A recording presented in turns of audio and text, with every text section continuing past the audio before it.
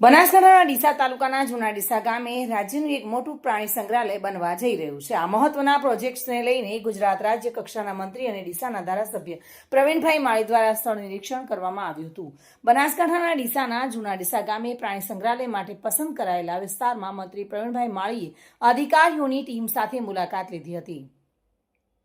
વાસણા બાજુમાં આવેલા ખેડૂતોના ખેત વિસ્તારમાં અને ત્યાં રસ્તા અંગેની સમસ્યાઓને ધ્યાનમાં રાખીને સ્થળ પર જ નિરીક્ષણ કરવામાં આવ્યું હતું। સ્થાનિક લોકોએ કોઈ અગવડતા ન પડે અને રસ્તાઓની સમસ્યાઓ યોગ્ય ઉકેલ આવે તે માટે અધિકારીઓ સાથે ચર્ચા કરવામાં આવી। તે આ પ્રસંગે ભારતીય જનતા પાર્ટીના કાર્યકર્તાઓ જયેશભાઈ દેસાઈ, સંજયભાઈ ગેહલોત, પિયુષભાઈ પુનડિયા, ચમનભાઈ એદલિયા, નટુભાઈ રાજકોટ તેમજ જૂના ડીસાના સરપંચ અમૃતભાઈ પુનડિયા સહિત સ્થાનિક લોકો પણ હાજર રહ્યા હતા। ડીસા જૂના ડીસામાં પ્રાણી સંગ્રહાલય પ્રોજેક્ટ્સને લઈને તંત્ર દ્વારા તૈયારીઓ શરૂ કરવામાં આવી છે, ત્યારે હવે વિકાસ સાથે સ્થાનિકોને સુવિધા મળે તે પર પણ ખાસ ધ્યાન કેન્દ્રિત કરવામાં આવી રહ્યું છે। વિપુલ મંડોરા સાથે bureau report, today Gujarati news.